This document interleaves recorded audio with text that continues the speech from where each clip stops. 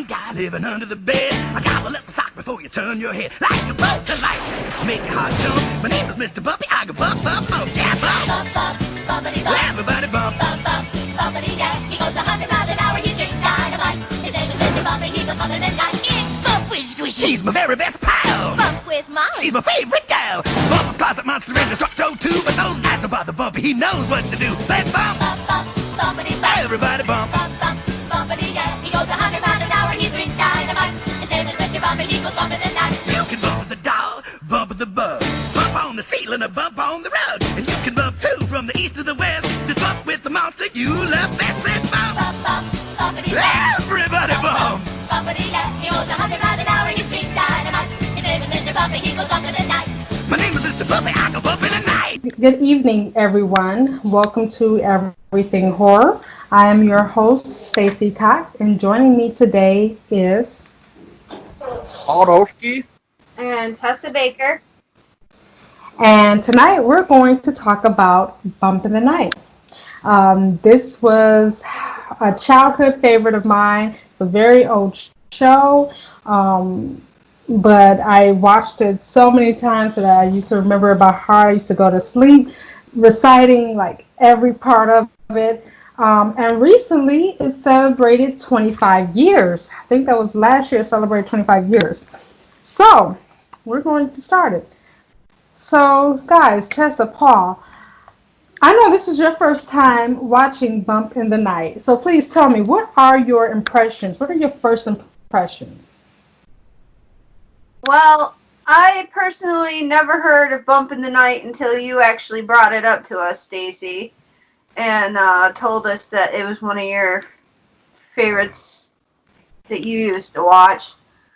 So my first impression when I went into this was I was like, okay, let's see what this is like and if it's going to be anything like Real Monsters, have that kind of feel to it or not.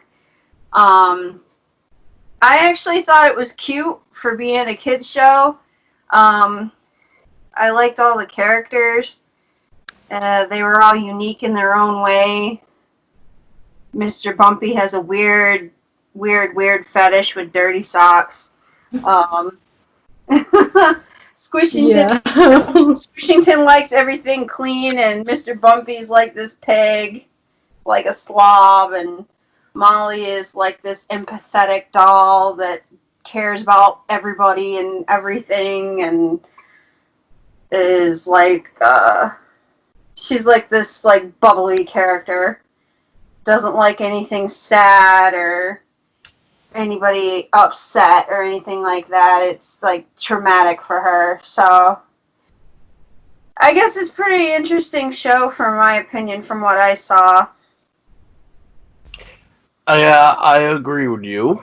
I do remember that I looked it up, Bump in the Night, when Stacy first mentioned it, and I even sent her like a cover of the show to clarify, like, this was it, right? Or no, we didn't send her the cover because we ended up... We saw it in the dollar store. Yeah, and then we sent it to her like, is it this one? And she's like, yeah, that's the one. And I'm like, that's $1. Why not grab it?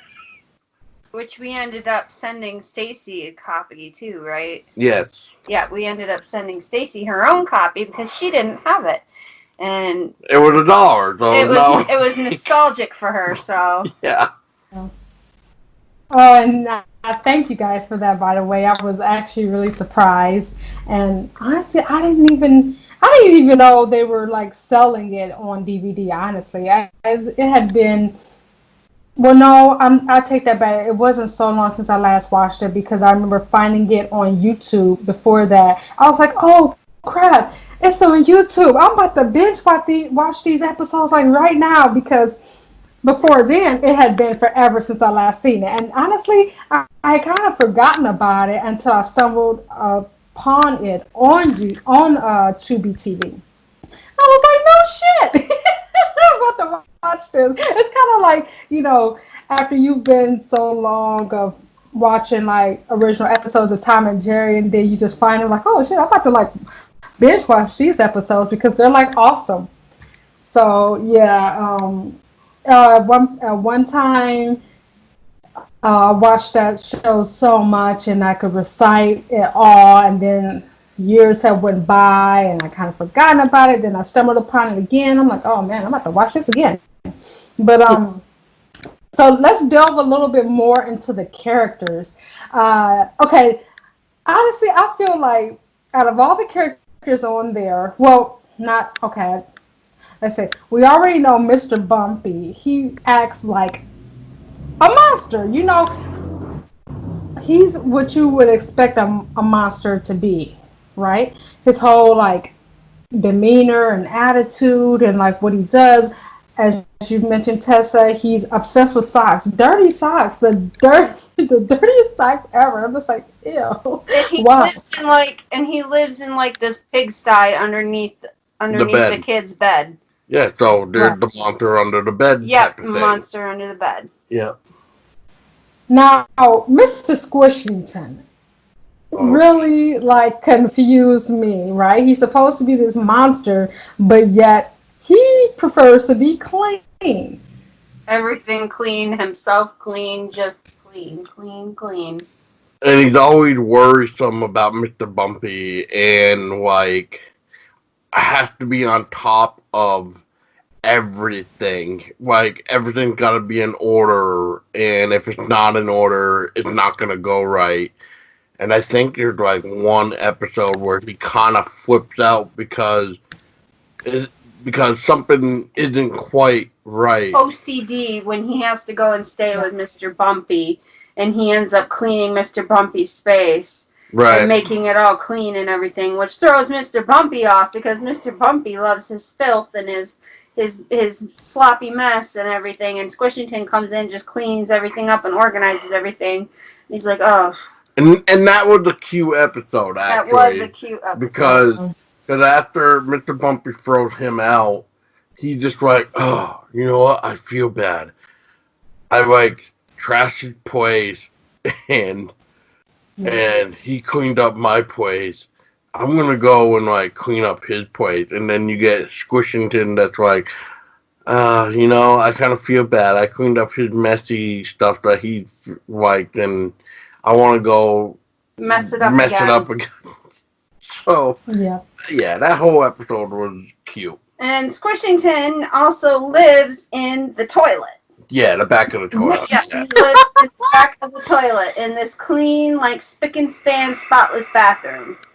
Right. Yeah. Probably one of the most, like, unsanitary places of the house is where Mr. Squishington lives. But yet, ironically, it's also the most sanitary place ever because, like you said, it's just clean, spotless. Like you see the glisten and everything. You see the sparkles, right? Basically. Something out of like a Scrubbing Bubbles commercial. Right. Yeah. Like when they say you can eat off the floor there, you can eat off the floor there. It's like, oh wow. Wow, the product actually works.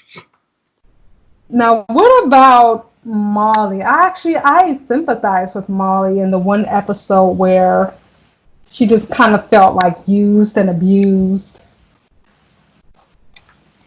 Yeah, she had quite a few good examples actually for episodes. I'm just trying to like pinpoint one and not trying to mix multiple, but like let's look at she tries to make the closet monster feel better. Tried to make the closet monster feel better. With that monster is pretty badass to be honest. But but as for her, let's look at like when she's trying to be the badass because of the other three dolls that are yeah, she feels like she should change herself to be more of a badass, that nobody really gives her recognition and credit for her being as she is. So she tried to become something she is, and with different parts that are different parts of other robots and things like that. And everything. Yeah, which basically turned her into a great big bully. Then we got the closet monster one trying to make him feel better.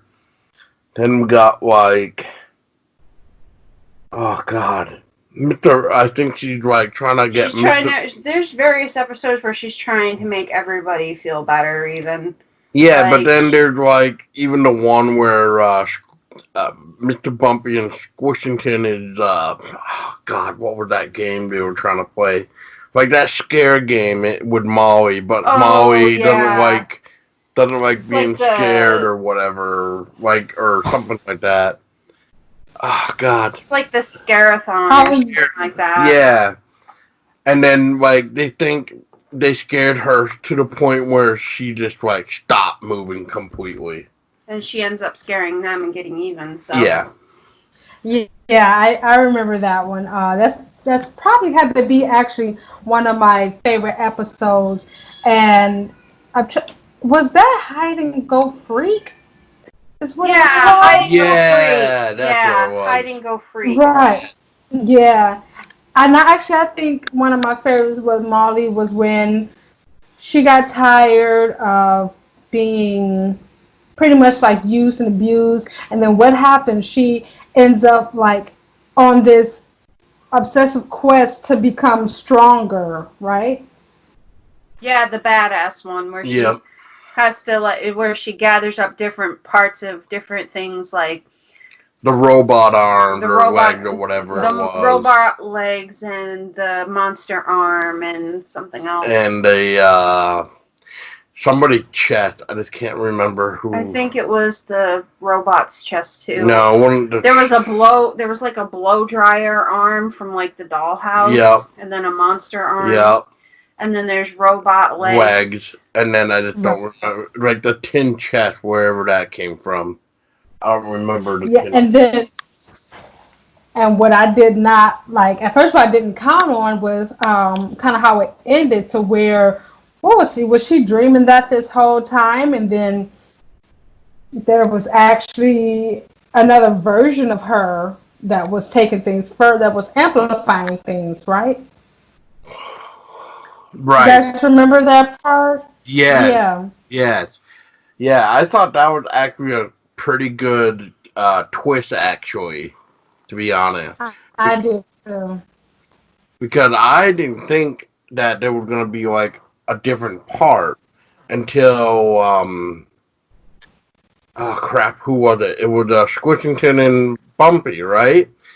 No, it was Squishington that I think said something about like, hey, we need to stop her or something, or maybe it was Mr. Bumpy and Squishington, I forget. But yeah, that whole episode alone is a good example of like how you should not judge somebody just because of how they are. I agree. People as they are. Right. So, out of all of the adventures of Mr. Bumpy, Squishington, and Molly, which one was your favorite? Oh, that's a tough one. The Germ World one, that was kind of funny. Yeah, that was a funny one. We both like that one. I like the closet monster episode where Molly was trying to like soothe the vicious closet monster. Oh, yep. The badass one was a good one too. Molly trying to be a badass. Yeah. The hide and go freak one was also a good one. Yeah. I don't know. There was a lot of good ones. Yeah, there were a lot of good ones. And we watched everything. Yeah, so it's really hard to pick one adventure, I guess. Well, yeah, that's what's so great about this show. Like, I'm like, it's so cheesy and so old, but at the same time, it's like an awesome show, and it's pretty much every episode you like. I would have to say, for me, I agree with the Germs, and also I really liked Night of the Living Bread. Yes, okay. Yeah. That was a good one too. Yep, have to agree. Night of the Living Bread, and I think one that was really funny. Which one? What about the one where what about the one with the shit, what was it? Like the bug in the bottle pretending to be a genie. Oh, yeah. That was fun. That That little con was artist. too. yeah, the Karn Yeah, art. that was fun. He was a little con artist. I wanted to squish that bug. I think another one. All right. Another one I thought was really funny was when um, Mr. Mr. Bumpy. What did he get? I think he got small, and then he had to watch those babies, and those babies like they were trying to hurt him at first, but it was weird because like the one baby had like a man's voice. I'm like, huh? Oh yeah, yeah, yeah, yeah. Oh yeah, that one. That was a good one too. Funny one at I thought that. that one was so fun. Yeah. Kind of reminded me of like Stewie from Family Guy, how you got this little toddler, he has the voice of a 40-year-old man. I'm like, what is going on here? Yeah, I kind of raised my eyebrow when he opened his mouth and started talking. I'm like, wait, what? Yeah, right. Exactly. That baby had the deep voice. What's going on here? It sounds like it's already gone through puberty. What's going on here? I think the last one that I'll say real quick that I really liked is the one that they kind of did on Squishington. That like his own little episode. I think. I Was think that there where was. he lost his face? Yes, when he lost his face. Washed his face off with the Yeah. washcloth. Yep. And then like the bug cult was like worshipping it like an idol. Yeah, that was great. And then the other one that I actually enjoyed too was the one with somebody might have to correct me, with Mr. Bumpy's mother or like grandma that came over to visit and were trying to scare everybody. Oh yeah, I think that was I think it was the grandmother, Stacy, right? I'm trying to remember myself. Yeah, all I just remember of that one is like because it's hard to remember every single episode since there's like what 21 episodes. So yeah. Wait a minute. I think I see what you're talking about. Auntie Mata, Bumpy's great Aunt Mata. Yeah. Oh yes, okay, it was the aunt. Okay. Yeah. Yeah. Yep. That's the one. Yeah, that was another good one. Yeah. What did you guys think about after like every episode there was a karaoke cafe like interlude? What did you think about that? That was not bad until it got to like season 2, and then it was just like repeating certain ones. Yeah, it started to repeat certain ones, and then there was some where it was actually new. So it was just more like, well, what the hell happened here? Did they just like run out of ideas?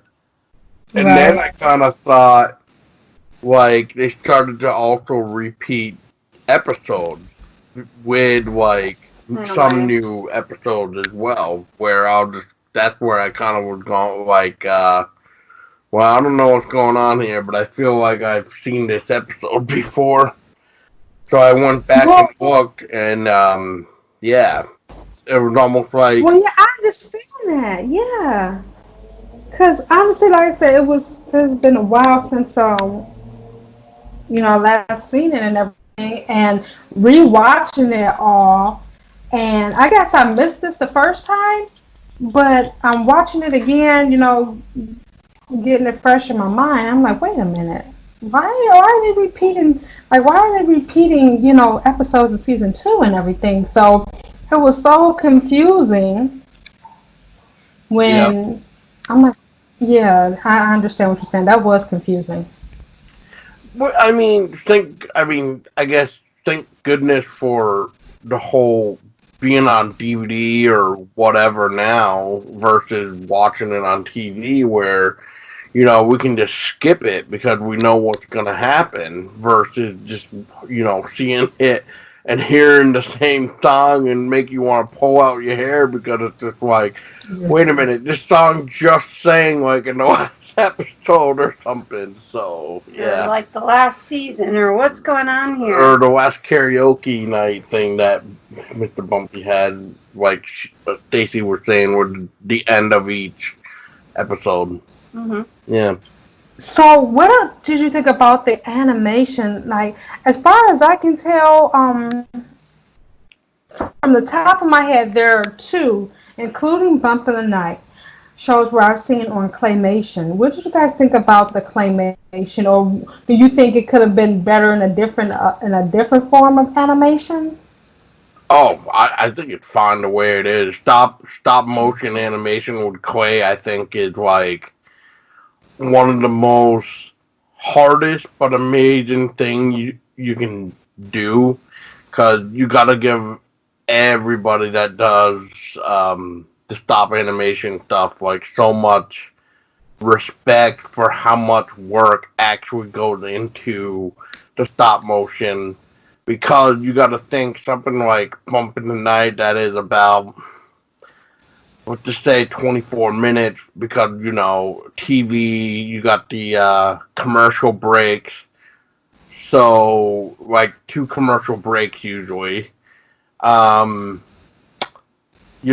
it's just, it's I think it works great, and for being on its 25th anniversary, 26th anniversary this year, as we record this episode in 2020. I think it still holds up to be a really nice way of realizing how much work used to go into something like this. I mean, look at like Robot Chicken. That's all claymation. That's all stop motion. And, stuff like that you just need to really appreciate, because nowadays you can just, draw it in a freaking pad, and then you're basically done. Back then you had to, like, you know, uh, shoot on a 9 millimeter or 16 millimeter camera and with actual film, and then you had to cut the film, and then you had to put it together, and yeah, so much more work back then than what you actually have to do now to create something. I agree. I think it's a very creative way to do a show. I don't think that there's anything that needed to be improved or changed about it. The fact that they used claymation was actually a very, like I said, creative and interesting idea. And they did it well, so I don't really have any complaints about it. And I have to agree with Paul on what he said about it as well. What about the voice acting? Who of the characters, like the actors, the voice actors, who was your favorite of the voice actors?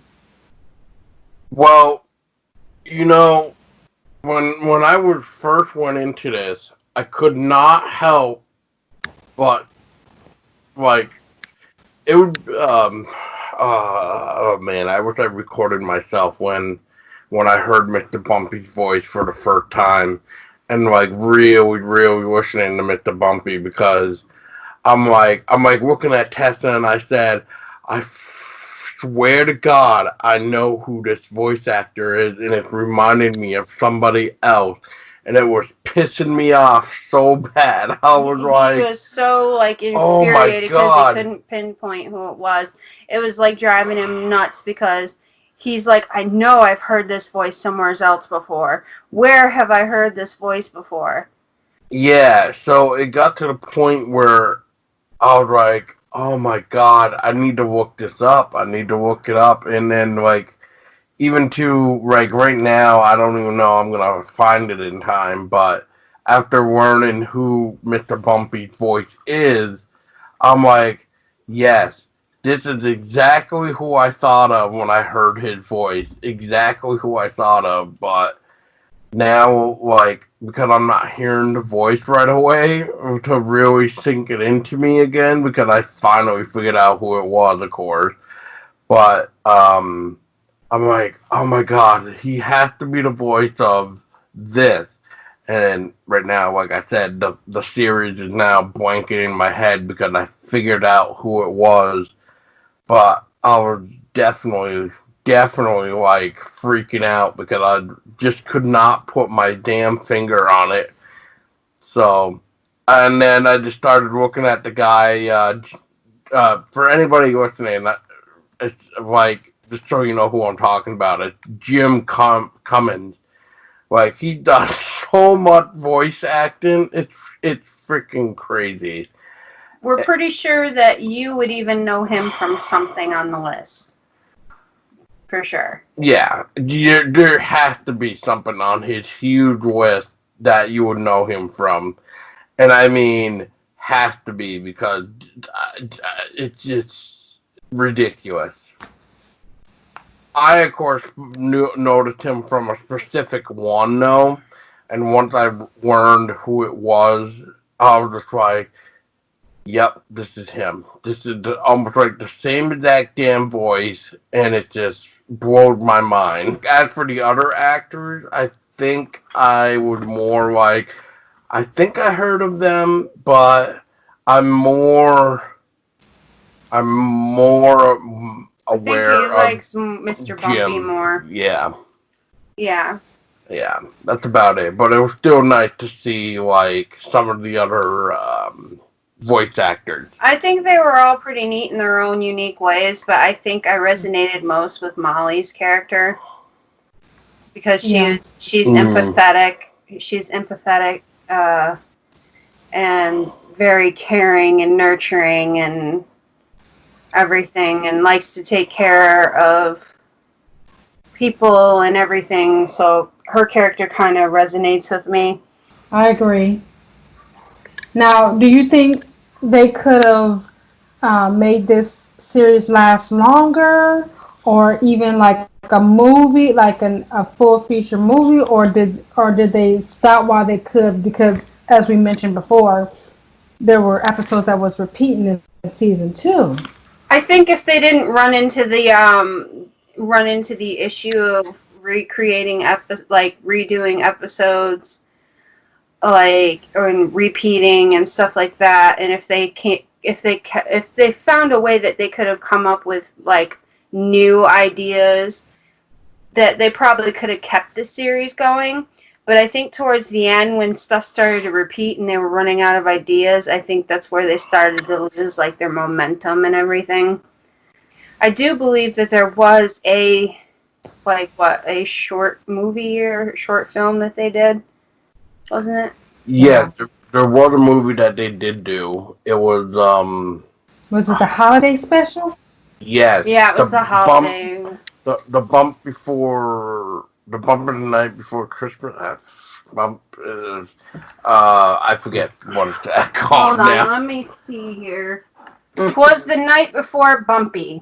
Was the night before Bumpy.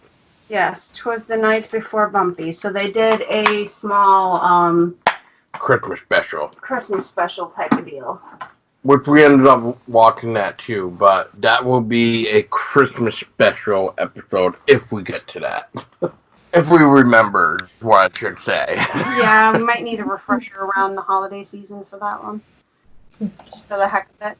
Yeah, because Tessa and I would have rewatched like all of it, even the Christmas one, because we were just like, we wanted to engulf it all to really appreciate. Yeah, we even watched the special features and stuff like that, and watched the creative process and all of that too. And we could not forget the special appearance of Gilbert Gottfried, because he was also in Bump in the Night as well.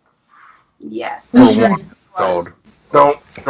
Don't ask me what his thing was anymore, because I forget exactly which episode it is, but it's he did make an appearance. Yeah. Vocally speaking. He was Odoriferous Stench. Odoriferous Stench. What a name. Oh man, and honestly that voice, he played he was Iago off of Aladdin. That's right. Ah, yes, that's right. He has a very distinctive voice, so it's like, oh, wait a minute, now I gotta see which character he played. I mean, of course, the name, but Well, that's yeah, always how I would picture him. Like as soon as I hear his voice, I'm like, oh yeah, that's the guy that did Iago from Aladdin. Yep. That's right. he he must have. He definitely was one of those other characters, the secondhand characters. So it probably didn't even catch me at the time. It just slipped my mind. I wasn't really thinking about it. About like so the whole makeup and practical effects. What do you think about that? Like, what do you guys think about like the monsters, how they were designed? Do you think they were um, scary for their time, or could they have been more scarier? I think that they were appropriate for what they are because Bump in the Night is technically supposed to be kind of like a kids show, isn't it? In a way, like a Yeah, kids show that teaches you about like lessons and things. And always has a message of some kind. right. Right, exactly. Because So you you don't got to exactly remember when because Bump in the Night also did like the old school of old school. Like every time you saw the freaking because for those two listening, Bump in the Night was also in a surrounding area of a 10-year-old boy's room. So, and like it was actual people, but we never saw their faces. We just heard Yeah, them talk. and we saw like their silhouette, but we never actually saw their faces. We saw like the Yeah, side of their like the back of their heads or something like that. but Or like look at the way Bumpy was almost like protecting the boy as well. Like when he was sick, he was like, my boy's sick," and that voice. yeah, so for this series, you don't want to make you really didn't want to make the monsters scary. yeah, you They wanted to were make pretty it much they were pretty fun. much made the way that they should be Yes. for that audience. Yeah. Now, if it was more for like adults and stuff, I would say amp up the scary, but since it's more for like kids and like teaching them like Important messages and lessons and stuff like that, then it's fine as is. Yeah. Well, thank you so much, guys, for joining me with this. That was all I have. Yes. Thank you so much, Stacy, for talking with us about this very interesting TV show that I think I said I wish I knew about this when I was a kid. Yeah, I wish I knew about it as well, but we will be showing it to Amara. Yeah, that's right. Awesome. Well, there you have it, folks. That was Bump in the Night, the episode with Stacy, myself, and Tessa. And if you haven't yet, make sure to check out Bump in the Night. It is on YouTube, and it is on Amazon. Could very well be on Tubi. Just go to the Google search bar, type in Bump in the Night, 1994, 95, and you should be able to find it. Otherwise, link will be in the description below. And as always, everybody, stayed scary.